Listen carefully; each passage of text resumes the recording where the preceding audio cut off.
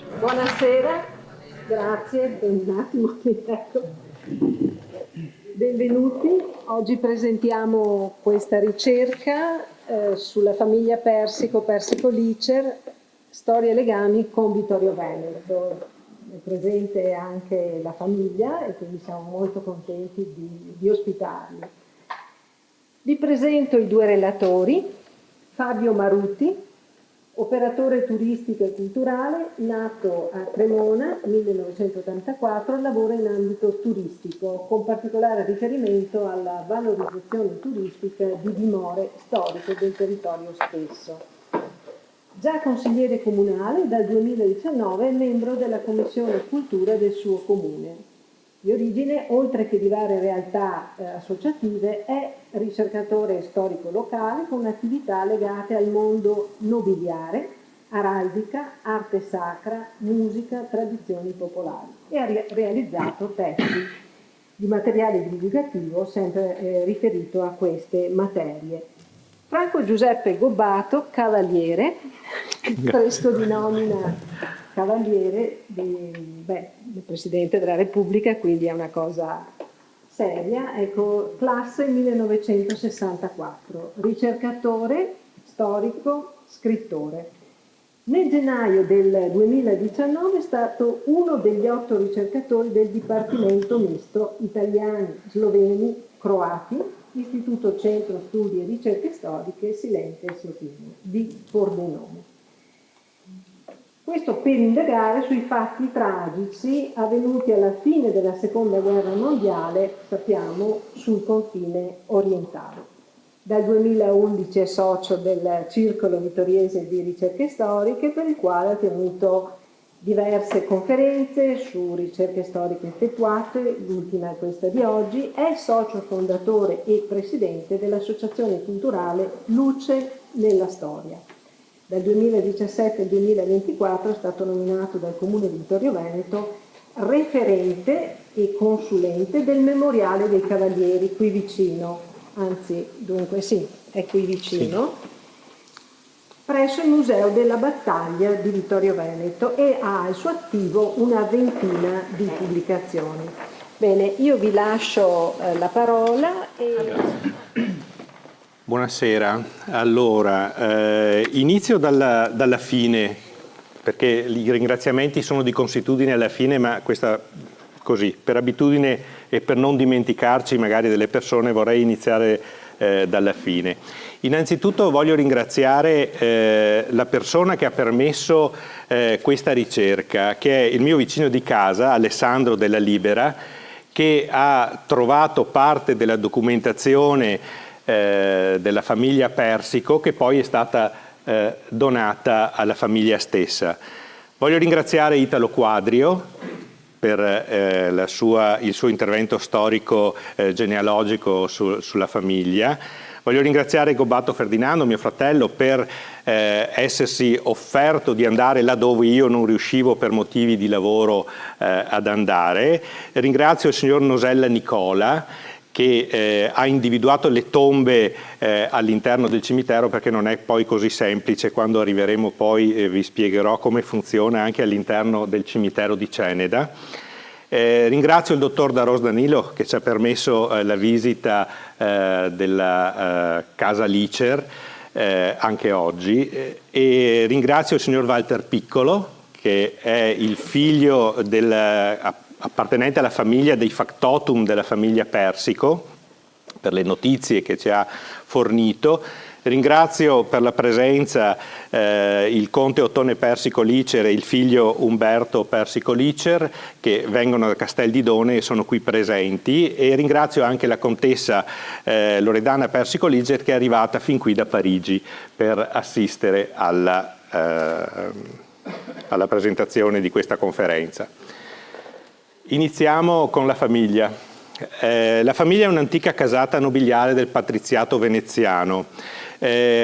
Considerato capostipite della famiglia è questo Giuseppe o Iseppo, che molto giovane, quasi bambino, nel 1625, si presume fosse nato nel 1616, per cui 9 o 10 anni, arriva a Venezia, giungendo dalle valli bergamasche, che sono l'origine della famiglia, per servire in casa di un mercante di tessuti di seta, un certo Pietro Riccardi, in contrada San Lio a Venezia. La famiglia Persico trae origine da un paesetto del territorio del comune di San Pellegrino Terme in Val Brembana, e come tanti provenienti da quelle zone andarono poi verso la capitale della Serenissima Repubblica per riuscire a servire oppure a dipendere, trovare fortuna sostanzialmente. Il giovane Giuseppe si dimostrò fin da subito molto intelligente e bravo nel servire nella bottega, tant'è vero che quando il proprietario scomparve prematuramente, gli fu affidata la bottega e anche la tutela del figlio di quest'ultimo, che era ancora minore. Il raggiungimento della maggiore età di quest'ultimo acquistò l'intera bottega e aprì addirittura una merceria, un negozio di panni d'oro e di seta all'insegna della fortuna coronata, in società con un altro bergamasco, un certo Pietro Paolo Valle. Si narra, si dice, leggo testualmente: ed egli sino al dì che si fece nobile misurò nella sua bottega con le sue mani la sua mercanzia a gente che comprava. Nel corso dell'attività Giuseppe ebbe fiorenti commerci e addirittura con Costantinopoli, tant'è vero che appoggiò anche economicamente i baili veneziani dell'impero ottomano. Giuseppe Persico nel tempo fu raggiunto dai due fratelli, Giacomo, che più tardi divenne canonico, e Pietro. Al momento dell'acquisizione della nobiltà era già morto, lasciando però 4 figli, Pietro questo, Giovanni Domenico, Giacomo, Giovanni Donato e il maggiore Angelo, che fu il continuatore della famiglia in quanto lo stesso Giuseppe morì senza avere discendenti. Nel tempo, nel 1685, la Repubblica ebbe la necessità di finanziare la guerra di Morea e la famiglia aveva la possibilità e fu aggregata al patriziato per soldo, cioè donando grazie all'esborso di 100.000 ducati. Questo avvenne il 18 marzo del 1685. L'ascesa alla nobiltà fu pianificata sostanzialmente piano piano per la grande disponibilità di denaro, tant'è vero che il primogenito di Pietro, Angelo, si sposò con una famiglia, la figlia del conte Girolamo Vertova o Vertua, che è una famiglia aristocratica proveniente dalla Val Seriana nel Bergamasco. Il suo primogenito sposò invece nel 1710 Graziosa Giustinian del ramo Faustin e fu grazie a questo matrimonio che dopo l'estinzione della famiglia Giustinian fu possibile aggiungere allo stemma dei Persico lo stemma dei Giustiniani. E qui vedete, questo era lo stemma vecchio dei Persico in varie versioni, mentre questo è lo stemma con l'aggiunta dello stemma dei Giustiniani, che è un inquartato sostanzialmente, vedete nel primo e nel quarto, lo leggo così accontento i genealogisti e gli elardisti del nostro circolo. Nel primo e nel quarto troncato d'azzurro e d'oro l'angelo di carnagione alato galeato attraversante, vestito d'argento e tenente con la destra un ramo fruttifero di pesco di 2 pezzi al naturale, che è lo stemma sostanzialmente della famiglia Persico. Mentre nel secondo e terzo di rosso all'aquila bicipite, coronata d'oro sulle 2 teste e caricata in petto di uno scudetto d'azzurro alla fascia d'oro, che è lo stemma dei Giustiniani. La trasformazione da mercanti a nobili possidenti avvenne più tardi, nel 1696, quando la famiglia acquistò dalla commissaria Zoppetti un vasto territorio nel Pordenonese. Si trattava sostanzialmente di una proprietà di un speziale morto senza eredi, un certo Francesco Zoppetti, situati nell'intorno, come dicevo prima, di Portogruaro e nella zona di Villanova. Andando avanti, Faustino Di Pietro sposò Querina Maria Zambelli, anch'essa proveniente da una famiglia aristocratica, avevano un palazzo a San Giorgio dell'Orio, e gli ascendenti di questa famiglia erano famosi perché mercanti di malvasia, e furono nobilitati, anche questi acquistarono la cittadinanza e la veneta nobiltà per soldo. Avevano molte proprietà in Padova e grandi possessioni nel territorio padovano. Le abitazioni cambiarono durante i secoli.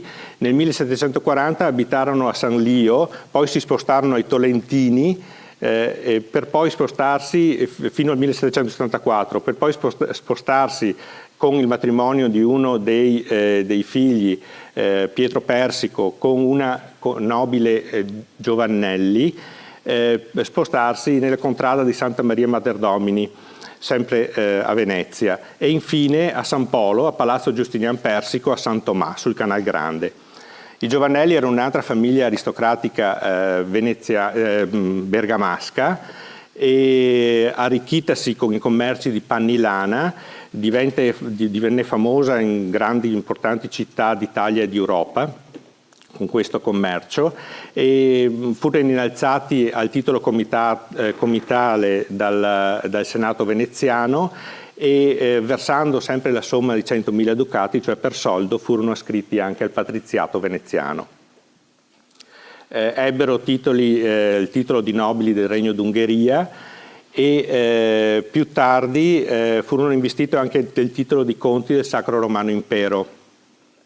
Dal 1847 la stessa famiglia ha anche il titolo, al capofamiglia, il titolo ereditario di principe.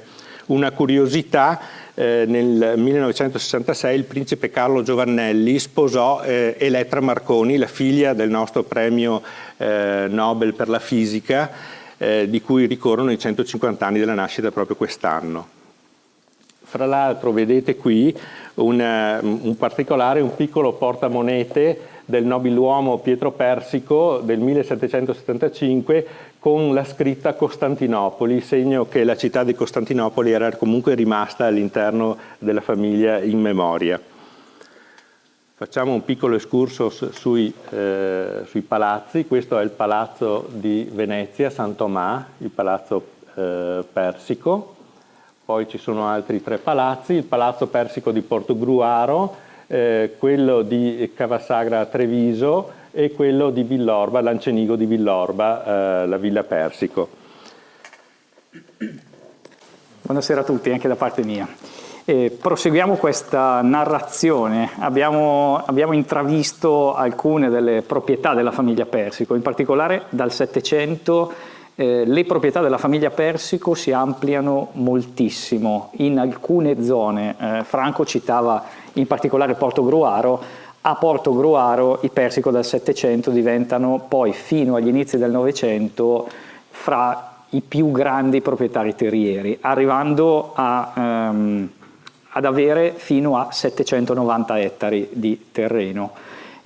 Comprese decine di case di fittavoli e compresa quella che si è vista in quella cartolina di prima, quella che oggi è la villa comunale del comune di Portogruaro, che fino agli inizi del Novecento, intorno al 1900-1901, era una delle residenze estive della famiglia Persico. Ancora oggi la scrivania dello studio dei conti Persico a Casteldidone ha dietro la scritta Portogruaro acquarellata dietro, dipinta, e quindi proviene certamente questo pezzo da quella residenza di Portogruaro, che era una residenza cinquecentesca che poi viene rimaneggiata nell'Ottocento varie volte, e poi dopo la morte del conte Faustino, di cui parleremo tra poco, la famiglia decide di alienare le proprietà di Portogruaro e che verranno acquistate da una notissima famiglia veneziana, ovvero la famiglia Stucchi, il mulino Stucchi alla Giudecca.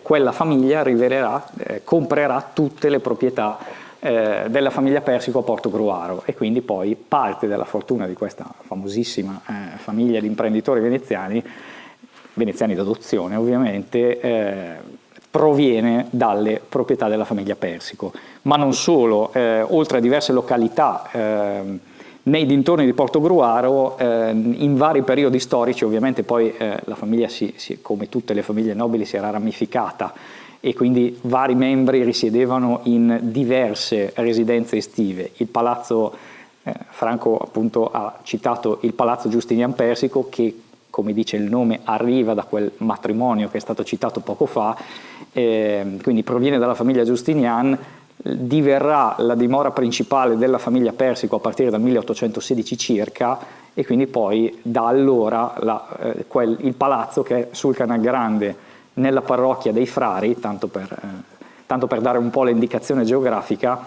diventa il palazzo principale della famiglia, e poi le ville, quelli che venivano chiamati domini di terraferma, diventano poi, come era di tradizione, le residenze estive, considerate residenze estive della famiglia, che erano più di una. In un periodo, oltre a Portogruaro, ce ne fu un'altra a Mira, sempre in provincia di Venezia, a Ponzano Veneto e a Cavasagra, nel comune di Cavasagra, dove si trova l'attuale Villa Corner della Regina, che oggi è un hotel di lusso, ma che dagli inizi dell'Ottocento fu una delle residenze principali dei Persi. Corner, arrivata anche questa grazie a dei matrimoni per via ereditaria, femminile ovviamente, entrerà nel patrimonio della famiglia Persico e ci rimarrà per tutto l'Ottocento. Poi, sempre nello stesso periodo di Portogruaro, anche l'attuale Villa Corner della Regina, una bellissima villa settecentesca rimaneggiata poi nell'Ottocento, ma che sul timpano ancora oggi ha lo stemma persico, quindi ancora lo scudo araldico inquartato che abbiamo visto poco fa della famiglia Persico, e all'interno ha ancora le decorazioni commissionate dalla famiglia Persico, e anche si sono fortunatamente conservati i pomoli delle porte originali con inciso lo stemma araldico della famiglia Persico. Ho avuto un paio di anni fa il permesso di accedere, anche se è un hotel, appunto ancora tutte le porte sono ancora quelle originali con lo stemma del casato persico. Ci fu anche per un periodo una ulteriore residenza arrivata da un altro matrimonio con la famiglia Papadopoli, dalla metà dell'Ottocento, dal 1850 fino agli anni 30 del Novecento, a Maserata sul Piave, un'altra località sempre dell'entroterra veneto. E l'ultima residenza invece si trova, non è lontanissimo da qui, nel comune di Villorba, dove si trova una piccola villa, forse la più piccola, che però è ancora oggi di proprietà di uno dei rami della famiglia Persico. Il casato persico, come si dice in araldica, è ancora oggi molto fiorente, si è ovviamente ramificato, quindi oggi esistono vari rami. Oggi parliamo del ramo persico-licer, c'è poi è rimasto un ceppo solo persico, e poi c'è un altro ramo originato a fine dell'Ottocento, ma di cui poi parleremo tra poco, che oggi si chiama Persico Frova, sempre nato per matrimonio. Come veniva citato, Pietro Persico è stato forse uno dei personaggi nel Settecento più importanti della famiglia, perché è uno dei primi Persico, se non il primo, a finalmente, dopo aver ottenuto la nobiltà, aver ottenuto la cittadinanza veneta, la politica matrimoniale, quindi il contributo di imparentamento con tante importanti casate della nobiltà veneta, finalmente nel 1780 arriva anche il posto nel Senato Veneto, nel Consiglio dei 40 della Serenissima Repubblica di Venezia per la famiglia Persico. Quindi Pietro Persico viene eletto finalmente nel Consiglio dei 40, un incarico che ricopre fino alla fine del secolo, cioè fino alla caduta della Serenissima, poi con l'arrivo di Napoleone. Il figlio, Faustino, come avete già sentito, i nomi poi fin dal 600 si alternano di generazione in generazione. Quindi Angelo, Pietro e Faustino sono i tre nomi ricorrenti per più di 300 anni. Anche studiando gli alberi genealogici con Franco ci siamo accorti, ma come era sostanzialmente d'uso, in molte casate nobiliari, non solo venete. Faustino è anche lui il primo a ricevere un'educazione di primissimo piano.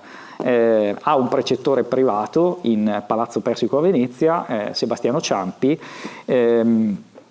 che fu un importante intellettuale, letterato e precettore anche di altri importanti giovani rampolli di casate nobiliari, non solo venete, lavorò anche all'estero. Faustino sposa una giovane rampolla di una importantissima famiglia che portava un cognome molto pesante, ovvero Caterina Renier. Renier, imparentata, bisnipote del penultimo doge di Venezia Paolo Renier, e quindi la famiglia Persico ha anche, seppur non in linea diretta, un legame con il penultimo doge di Venezia Paolo Renier, di cui nel Pantheon Veneto a Venezia si trova un busto commissionato da un membro della famiglia Persico alla fine dell'Ottocento per ricordare questo penultimo doge di Venezia. Matteo Persico, nato da questo matrimonio, nasce nel 1812, quindi con già la Serenissima caduta, in un periodo di dominazione francese, anche se poi pochissimi anni dopo ci sarà la caduta di Napoleone, e ha una sorella che si chiama Loredana, che si unì in matrimonio con Antonio Nievo. Nievo è un cognome abbastanza famoso nell'Ottocento italiano perché era uno stretto parente del famoso Ippolito Nievo, che quindi frequentò la famiglia Persico. Ci sono delle testimonianze documentarie della frequentazione di Ippolito Nievo, soprattutto nel palazzo di Portogruaro, nella residenza estiva di Portogruaro, quindi un altro legame della famiglia Persico che nelle generazioni diventa sempre più importante, si inserisce sempre maggiormente, sempre più in profondità, passatemi il termine, nel tessuto nobiliare, intellettuale e anche dell'alta borghesia emergente che stava nascendo e che si stava affermando. Il conte Matteo Persico ricoprì la carica di ciambellano con l'arrivo degli austriaci.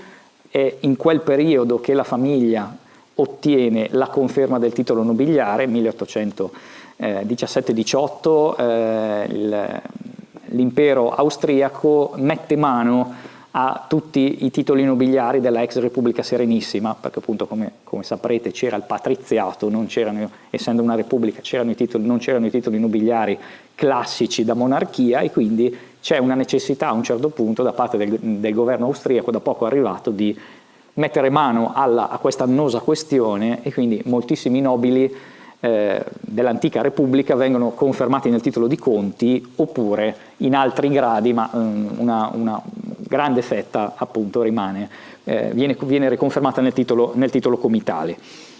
Il conte Matteo si sposerà 2 volte.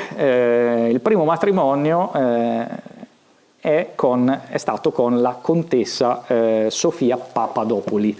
Papadopoli, già il cognome ci fa capire che non era veneta, ma era di origine greca. La famiglia Papadopoli era un'importantissima famiglia di origine greca. Ovviamente il cognome originale non italianizzato era Papadopoulos, come è ovvio. Provenivano dall'isola di Creta con ramificazioni a Corfù, e nel Settecento avevano già tanti legami con il mondo commerciale, istituzionale, governativo veneziano, dato che comunque Corfù e Creta erano sempre nell'orbita molto ampia della Repubblica Serenissima. E alcuni Papadopoli iniziano a fare la spola con Venezia, si stabiliscono poi a un certo punto a Venezia perché aprono una intensa attività commerciale. Anche qui, coincidenze o meno, un'altra figura cardine della famiglia che si stabilisce a Venezia e intensifica l'attività commerciale, perché i Papadopoli aprono una banca, diventano imprenditori, diventano abilissimi commercianti, diventano una delle famiglie più ricche di Venezia, con un patrimonio di oltre 15 milioni di lire austriache, che per i tempi era una cifra enorme. Anche qui in questo caso il fautore di tutto questo sviluppo si chiama Angelo, quindi sono nomi di famiglie che poi sono diventati ricorrenti. Da questo matrimonio nasce appunto Sofia, che si unisce con il conte Persico, da cui nascono poi vari figli.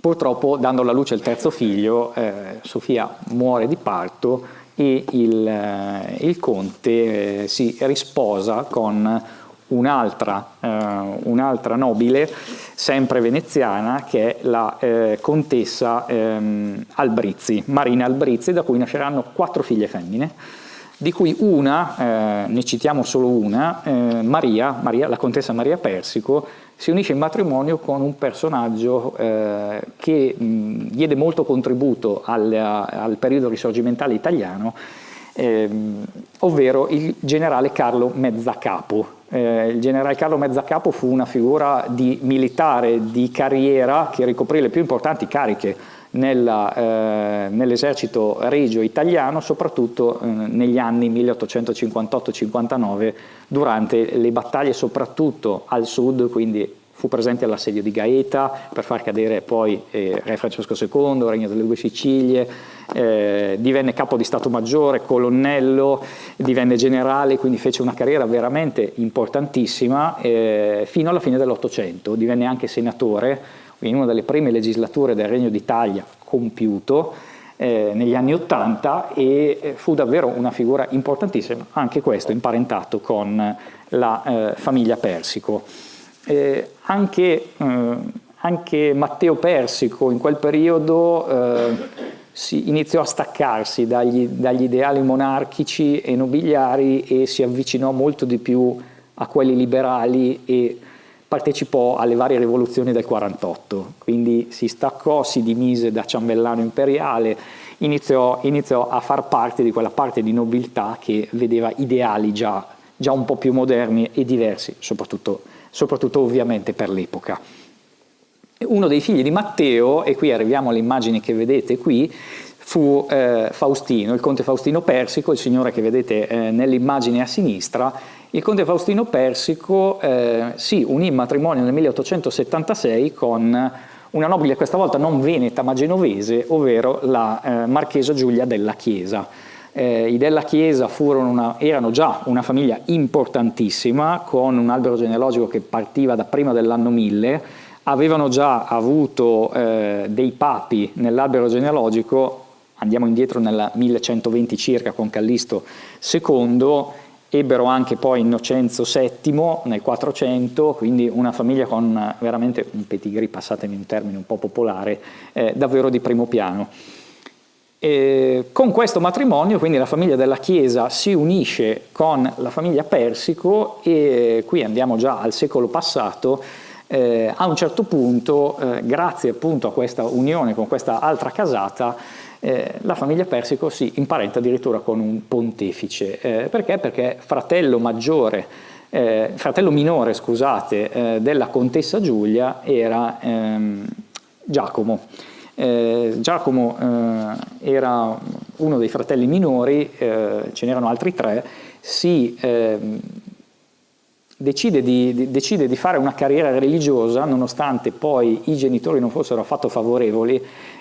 Lo obbligarono a laurearsi in giurisprudenza, che nulla c'entrava con la teologia. Ovviamente lui rispettò questo volere paterno, poi una volta presa la laurea in giurisprudenza decise di fare il percorso per cui sentiva la propria vocazione.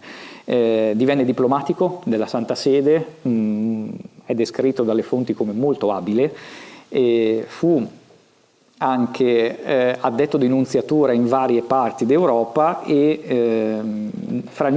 alla fine del 1907 venne eletto arcivescovo di Bologna. Quindi fece una carriera folgorante.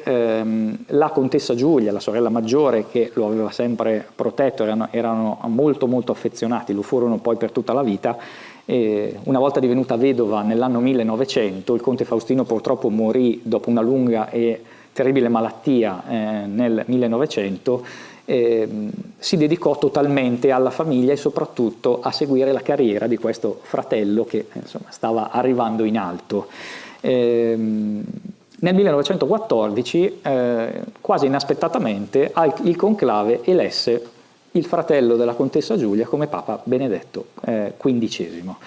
Un pontefice che visse un pontificato di 8 anni fino al 1922, in un periodo, come sapete, soprattutto per queste zone, a maggior ragione tremendo, la Prima Guerra Mondiale. tutto il suo pontificato, soprattutto la prima parte, coincise con la Prima Guerra Mondiale. Sono famosi i suoi appelli alla pace, ancora recentemente il cardinale Parolin, in un convegno che si è tenuto a Bologna in ricordo di Papa Benedetto, appunto lo ha definito un profeta della pace, forse uno dei pontefici meno famosi, passatemi il termine, meno studiati del Novecento, ma non per questo che ha dato un contributo minore alla Chiesa Cattolica Universale.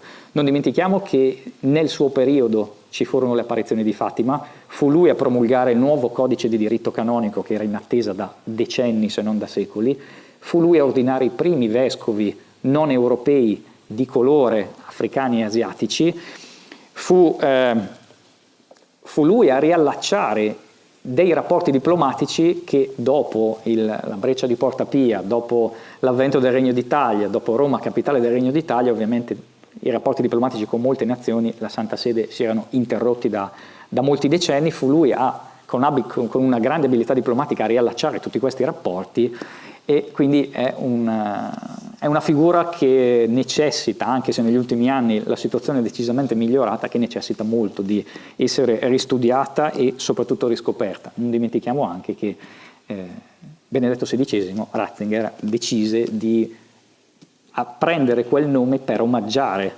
Benedetto XV, perché era stato il Papa della pace e il Papa del diritto canonico e di tutta un'altra serie di azioni che avevano molto contribuito alla Chiesa Cattolica Universale, tanto che una statua a grandezza monumentale di Papa Benedetto XV non la troviamo a Roma, non la troviamo a Milano, la troviamo a Istanbul, in pieno mondo turco-musulmano, appunto perché fu una figura talmente trasversale che ancora lui in vita gli venne dedicata una statua.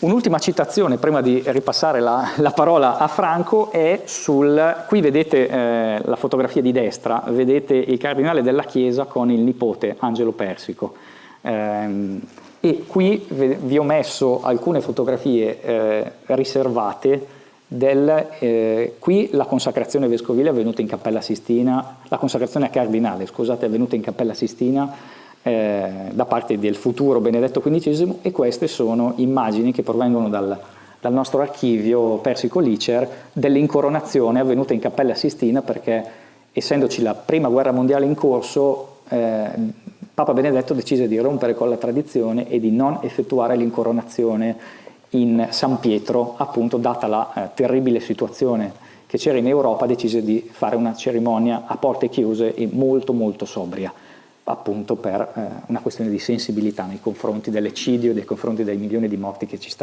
che l'Europa stava piangendo.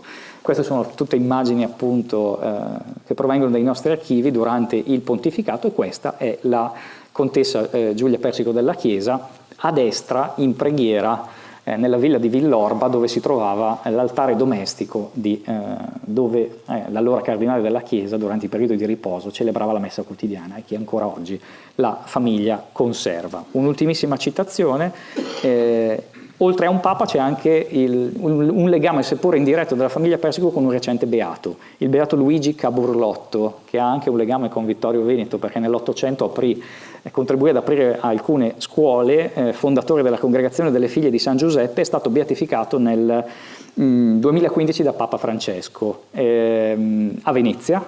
Perché lo cito? Perché i genitori del beato Caburlotto erano i gondolieri de Casada della famiglia Persico nel palazzo di San Tomà.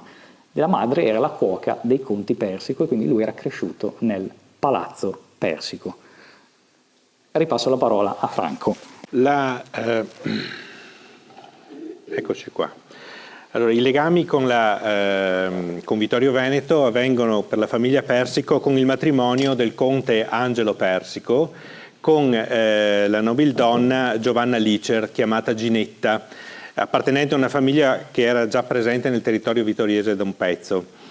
Le nozze vennero celebrate nel 1915, il 9 novembre del 1915, dal vescovo di Ceneda Rodolfo Caroli, nella sala maggiore del palazzo Licer. della madre della sposa, consacrata in cappella, posta in località Salsa, il palazzo, quello che conosciamo tutti in via Manin sostanzialmente. La sposa è nata l'11 agosto 1889, è sempre stata domiciliata a Ceneda, anche se a più riprese dimorò a Venezia, a Santa Maria del Giglio.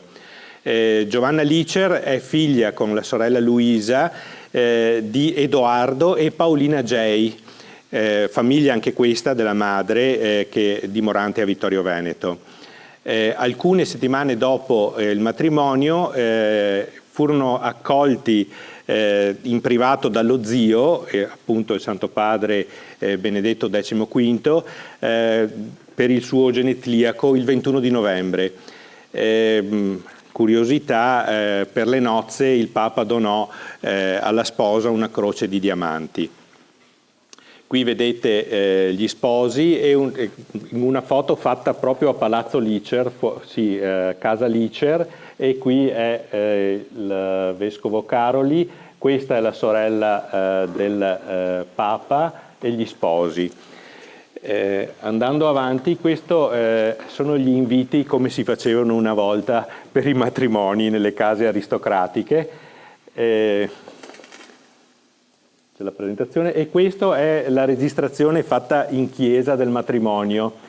E curiosità, c'è Giuseppe Galvagna, una firma di testimoni, Giuseppe Galvagna che è un cognato sostanzialmente del conte Persico, si legge Carlo Cini e si legge anche Luigi Lucheschi, che a quanto ho saputo prima era il fratello del nonno del nostro Maurizio.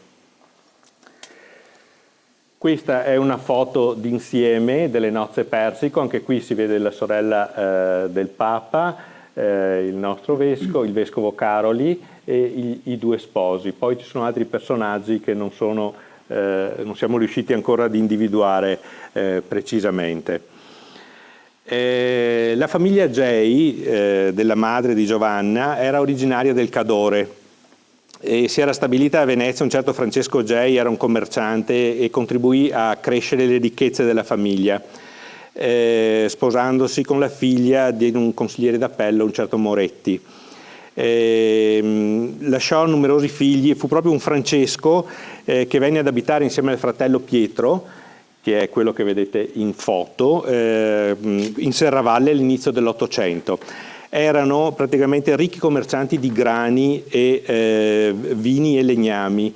Infatti a Perarolo di Cadore e a Ospedaletto i Gei avevano dei boschi con segherie che spedivano i tronchi con i zattieri, fra l'altro c'è stata la penultima conferenza, era proprio sui zattieri, e una curiosità nella prossima slide, ci sono i martelli, quei martelli che venivano chiamati o sono chiamati segnataie.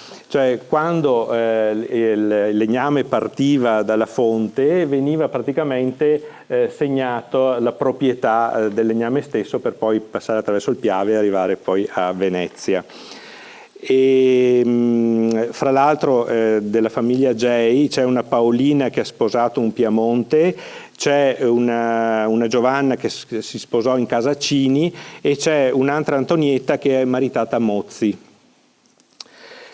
Per quanto invece riguarda la famiglia Licer o Litzker, come si dice, è una famiglia aristocratica di antica aristocrazia austriaca che sin dal XIV secolo era nel territorio, scusate la pronuncia, di Feldkirch nel Vorarlberg.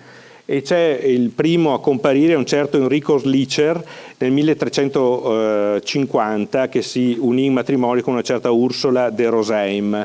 E fra l'altro, ne parlavamo proprio prima, il bicchiere che si vede nello stemma dei Licer era il timbro, un simbolo proprio di questo primo personaggio della famiglia. Sono documentati a Feldkirch fino al XVII secolo inoltrato, dopodiché si spostano con il Lombardo-Veneto in territorio italiano e sono presenti diversi personaggi a Trieste e Gorizia, e fino ad arrivare ai licer che interessano a noi sostanzialmente nel vittoriese. Fra l'altro qui vedete vari stemmi come vengono riportati, e questo stemma è quello che c'è sopra al palazzo in via Manin. Uno dei personaggi più importanti della famiglia è Giuseppe Licer. Questo Giuseppe Licer è nato a Trieste, viene educato in Germania, al collegio forestale di Mariabrunn presso Vienna, e è maritato con una Luigia Costantini, che è figlia di Costantino Costantini. Anche questo vittoriese, è un ramo proveniente dal Cadore, provincia di Belluno, e agli inizi del XVI secolo i Costantini, a proprie spese, organizzarono la difesa del Cadore e del castello di Bodestagno. Uno dei rami dei Costantini si trasferì nel XV secolo a Serravalle. Giuseppe Licer, a partire dal 1841, si occupò in ambito forestale, divenendo ingegnere regio ispettore forestale, e si stabilì a Modena con la famiglia. Si occuperà per molti anni di ricerche e approfondimenti, e pubblicò addirittura un dizionario tecnico, teorico, pratico forestale, che fu pubblicato nel 1874 a Modena. Ecco, qui vedete una parte ufficiale della Gazzetta Ufficiale Italiana del Regno d'Italia, dove viene riportato il cognome doppio, praticamente si scrive Litzker o Licer. Questo è stato uno dei primi indizi poi per andare a caccia della famiglia. Questo invece è un glossario austriaco forestale, dove viene segnalato come già in Ceneda come aiuto forestale sostanzialmente. Questa è la parte della raccolta manoscritta che poi si è trasformata nel dizionario. Appartenente alla famiglia c'è anche una certa Maria Licer, che divenne famosa perché dimostrò particolare predilezione per gli studi e venne affidata all'abate Lorenzo Casolari. Divenne poetessa, pubblicando numerose produzioni letterarie, fra le quali c'è questa Visione del 1876, l'Assunzione del 1880 e l'Angelo del 1889. Scrisse anche per le nozze di Edoardo Lice e Paolina Gel un piccolo racconto, delle piccole poesie, insomma. E divenne famosa perché tradusse molti poeti provenzali e in particolare catalani. È famosa per queste traduzioni. Il nostro Edoardo Licer, padre di Giovanna, nacque a Ceneda, era un ricco possidente nella zona di Vittorio Veneto e bacologo. Nei primi decenni del Novecento fece rimaneggiare il palazzo, quello di via Manin, in stile decofloreale, che era di gran voga a quell'epoca. Fu consigliere della Banca Mutua Popolare di Vittorio Veneto tra il 14 e il 17. Fu appassionato di colombi viaggiatori, tanto più che partecipava a molte gare in varie parti d'Italia, che si classificava anche ai primi posti, socio del Touring Club e socio supplente della Società Anonima di Navigazione di Venezia. Ecco, qui nella slide vedete la registrazione della sua nascita e se notate è riportato con il cognome austriaco. E qui vedete una rivista di avicoltori dove scrive un articolo proprio sulle varie varietà dei colombi, e questa invece è la Banca Mutua Popolare di Vittorio Veneto, dove viene citato fra i vari consiglieri. Ebbero diverse proprietà i Licer anche a San Fior, c'è infatti una Villa Licer a San Fior e che ha anche una piccola chiesetta, un oratorio settecentesco dedicato a San Giovanni Battista. La villa attualmente è stata completamente restaurata dal comune di San Fior ed è in utilizzo per alcune attività anche culturali. Si sta tentando di recuperare anche il giardino, che era vastissimo, ma che ormai è parte integrante della zona industriale, per cui stanno tentando un po' di recuperare l'area. E qui ci sono alcune foto, alcune slide con delle foto. Qui vedete Giovanna detta Ginetta e Luisa Licer, qui insieme, qui col calessino fuori dai cancelli del giardino di casa Licer, qui a Vittorio Veneto. Qui un'altra foto qualche mese prima di sposarsi, di aprile del 1915, sempre di Ginetta Licer. Qui vediamo il palazzo, la casa Licer di via Manin, in varie vedute. Questo è il cancello interno che porta poi al giardino.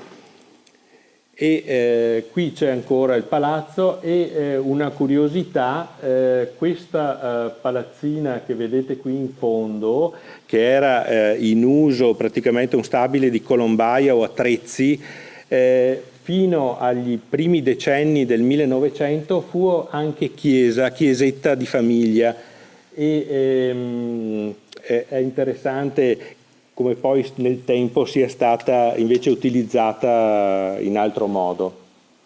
C'era fra l'altro un'altra chiesetta all'interno del palazzo, posta vicino al tetto, erano due stanze dove c'era probabilmente quell'altare che oggi voi avete a Casteldidone. E qui è una veduta dall'alto della proprietà. Qui c'è il giardino, i cancelli con il giardino, la chiesetta era posta, quella interna al palazzo era qui sopra, e questo è il ghetto ebraico. Dal 1950 tutto questo faceva parte della proprietà Persico, divenne parte della proprietà Persico e venne utilizzato come deposito di granaglie, o vino e attività varie che svolgevano, addirittura un allevamento di polli. Nel 1950, fra l'altro, nel 1960, chiedo scusa, fu venduta parte esterna della proprietà a Marin, che demolì quello che era l'adiacenza del palazzo, che era il Teatro Fassetta, per costruire poi quel condominio, punto. Non di quadro sul condominio. Il condominio, fra l'altro, ha la parete che confina con lo stabile del ghetto, all'interno del quale c'era la sinagoga, cioè confina sostanzialmente con la sinagoga, con la vecchia sinagoga del ghetto ebraico. Questa è una vista dall'interno attuale. E qui c'è una curiosità, il portone d'ingresso ha come pavimentazione questa pavimentazione che è sostanzialmente,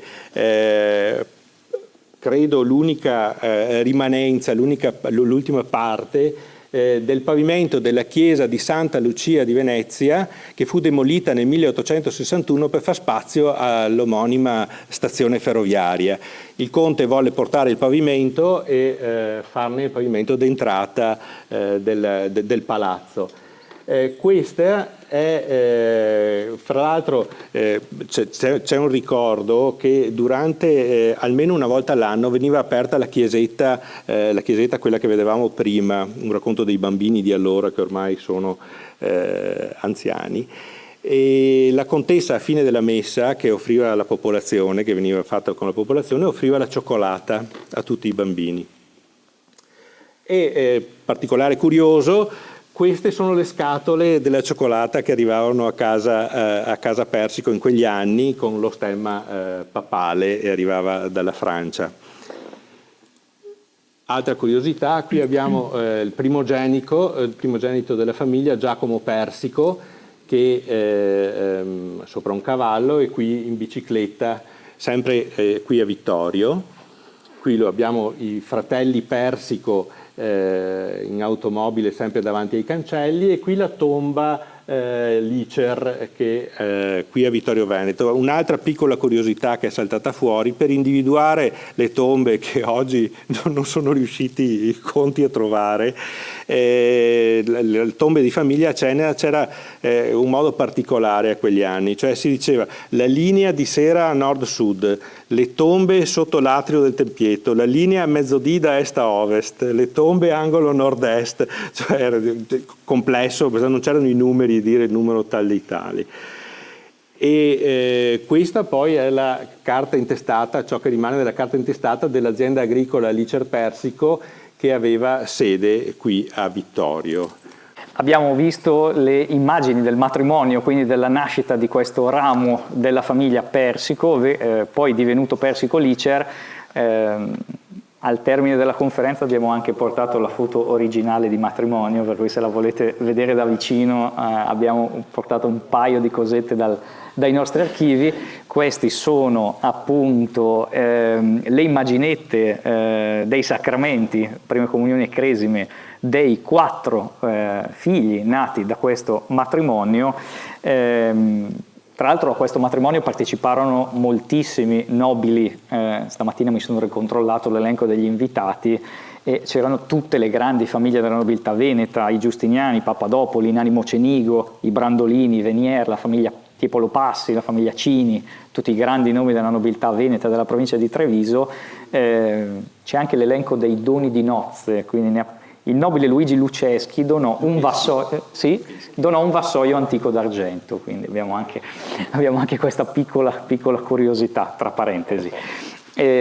Giovanna Licer fu anche molto portata per le arti, oltre che un'abile cavallerizza, ci sono diverse immagini di lei a cavallo, fu anche un'abilissima pittrice. Fu una grande appassionata di arte e di pittura, conserviamo ancora molti dei suoi disegni, molti dei suoi dipinti, molte delle sue opere.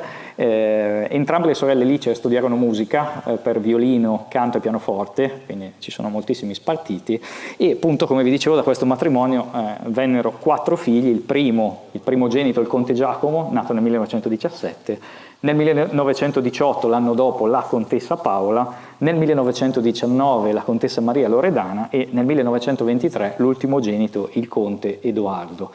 Ahimè, 2 di questi figli non superarono i 20 anni. Questo appunto è l'immagine dei 4 fratelli conti Persico, già grandicelli.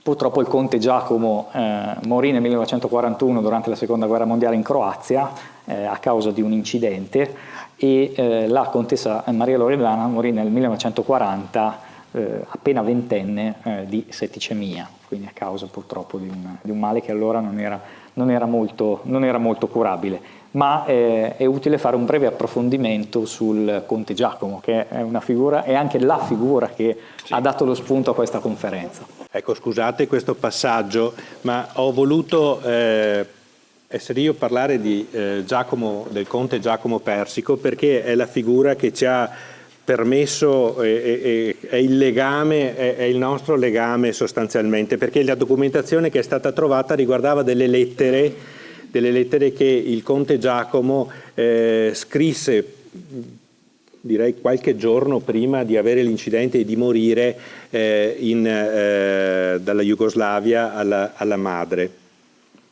E chi è questo conte Giacomo? Il conte Giacomo, dopo gli studi classici, frequentò la facoltà di giurisprudenza all'Università di Padova e intraprese quindi la carriera militare nel reggimento della cavalleria Saluzzo, col grado di sottotenente, e nel 1940 arriva al campo di Montereale Valcellina, quindi le Prealpi Carniche, vicino a Pordenone, destinato al primo squadrone. I colleghi, c'è un diario bellissimo di uno dei suoi colleghi che lo ricorda, e lo ricordano come un ragazzo simpatico e perbene. Lo zio, Matteo Persico, era stato a sua volta richiamato all'inizio della guerra col grado di colonnello e comandava il deposito del reggimento, fra l'altro. Come diceva prima Fabio, la sorella Maria Loredana morì il 27 agosto del 1940 a causa della setticemia. Era fidanzata fra l'altro con un sottotenente Pier Marocchi del V Squadrone Mitraglieri, e è sepolta al cimitero qui di Ceneda, nel cimitero di Ceneda. Nel 1941 il reggimento si sposta nel fronte jugoslavo e il 21 giugno del 41 succede purtroppo l'irreparabile. In serata il conte prende un calessino borghese, vi attacca il cavallo di carica e fa una gita con delle signore del posto. Una è la farmacista con il ragazzino di 11 anni e le altre due sono le due sorelle. Per un motivo che non è dato sapere, il calessino si ribalta. Giacomo riporta la frattura della clavicola e alcune costole, gli bucano la pleura. Due delle signore sono ferite ma non gravemente, vengono comunque portati nell'ospedale di Karlovac, l'ospedale militare di Karlovac, e lì dopo qualche giorno, martedì 24 giugno alle ore 0:35 Giacomo muore. Mezz'ora prima erano giunti dall'Italia i parenti e lui riposa comunque nella tomba di famiglia qui di Ceneda, e c'è da dire che l'8 maggio del 47 viene concesso dall'Università di Padova la laurea honoris causa in giurisprudenza a Giacomo. Ecco, abbiamo qui una splendida, a mio parere, fotografia della giovane contessa Maria Loredana Persico, scomparsa prematuramente, appunto fidanzata pochi mesi prima, e quindi con la scomparsa di 2 dei 4 figli della coppia Persico-Licer sopravvivono gli altri 2 figli, la contessa Paola e il conte Edoardo. Qui vediamo le nozze della contessa Paola Persico. Lo sfondo è sempre il cancello di Casa Licer qui a Vittorio, lo riconosciamo benissimo, e l'altro figlio, il minore, il conte Edoardo, nato nel 1923, a lui toccherà divenire, essendo rimasto l'unico maschio, poi il futuro capofamiglia dopo la scomparsa del conte Angelo, il padre. Laureato in agraria, un'altra delle passioni di famiglia tramandata di generazione in generazione, e anche una figura molto partecipe nella società veneziana. Fu sin da giovane membro del Circolo dell'Unione di Venezia e soprattutto fu una figura importante e attivissima all'interno dei Lions, sia di Venezia, fu uno dei fondatori del Lions di Cortina d'Ampezzo, e anche di altri circoli Lions, appunto, ebbe anche poi numerosissimi riconoscimenti in questo senso. Si trovò poi, dopo la morte dei genitori, a gestire le proprietà di famiglia, quindi il Palazzo di Venezia, le proprietà qui di Vittorio Veneto, dove si accennava appunto a livello agrario. Oltre che gestire le proprietà, si specializzò anche nell'attività dell'allevamento avicolo, un'altra attività che durò moltissimo, sempre qui a Vittorio Veneto. Il conte Edoardo si unì in prime nozze nel 1951 al santuario di Vicoforte in provincia di Cuneo con la dottoressa e professoressa Rechina Dupré, che penso che molti di voi non è un nome sconosciuto, perché appunto è stata docente qui a Vittorio Veneto per diversi anni, una figura molto conosciuta, e da cui poi sono nati i 2 figli, la contessa Loredana, la primogenita, e il conte Enrico, il secondo, e poi si unì in seconde nozze nel 1976 con la contessa Anna Maria Douglas Scotti di Fombio, di nobiltà emiliana piacentina, da cui sono venuti poi il conte Angelo e il conte Ottone. Queste sono alcune immagini, quella in alto è un'immagine del conte Edoardo in una delle riunioni internazionali dei Lions, appunto con alcuni dei dirigenti internazionali dei Lions Club, poi proseguendo, qui vediamo il conte sempre elegantissimo, impeccabile, già in età più avanzata, durante un ricevimento alla prefettura di Cremona. Appunto dopo Le seconde nozze si trasferì in provincia di Cremona, zona di residenza di origine della contessa Anna Maria Douglas Scotti di Fombio, e concentrò tutte le sue competenze, passioni ed energie e intraprendenza nell'ambito delle dimore storiche, sia quella dove risiedeva, che è il Castello Mina della Scala di Castellidone. Fu anche uno dei fondatori del primo, possiamo considerarlo, circuito di valorizzazione di dimore storiche della Lombardia, che si chiamava Ville Aperte in Lombardia alla fine degli anni 90, e il Castello Mina della Scala fu la prima dimora storica di proprietà privata da aprire al pubblico in provincia di Cremona, e una delle prime di tutta la bassa Lombardia, quindi fu per molti versi un precursore per quel territorio nella bassa Lombardia, fra Cremona, Mantova e Brescia. Lui e altri 7-8 famiglie nobili di quella parte di Lombardia furono i primi pionieri di quelli che oggi sono tanti circuiti. Soprattutto in Lombardia non esisteva fino agli anni 70 come qui la grande associazione delle ville venete, e quindi portò anche probabilmente queste esperienze della sua terra di origine, e è considerato appunto uno dei precursori appunto in questo ambito di valorizzazione, che poi è proseguito appunto perché ancora oggi quella che è stata casa sua appunto è considerata una delle residenze più importanti, soprattutto con un grande progetto di valorizzazione storica e culturale che è in corso da diversi anni. Appunto qui vediamo alcune foto di famiglia, vediamo il conte Ottone e il conte Angelo. Un'altra delle tradizioni familiari è anche inserire nei vari nomi di battesimo una protezione legata ai re magi, quindi molti dei maschi per più di 300 anni portano il nome alternativamente di uno dei tre re magi.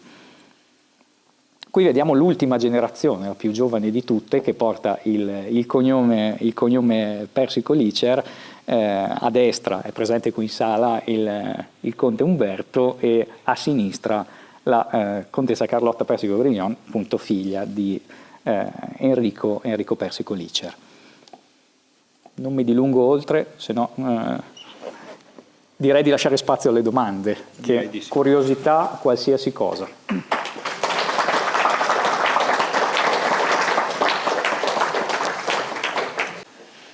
Bene, allora non mi resta che ringraziarvi, veramente è stata molto bella, molto interessante, ben documentata, come del resto sapete fare, almeno il nostro socio Gobbato. Ecco, io volevo solo dirvi che il prossimo venerdì, secondo venerdì del mese, quando ci troviamo come circolo, avremo il professor Trampus di Ca' Foscari, che presenta un libro con dei racconti inediti di Italo Svevo che ha curato lui personalmente, ecco.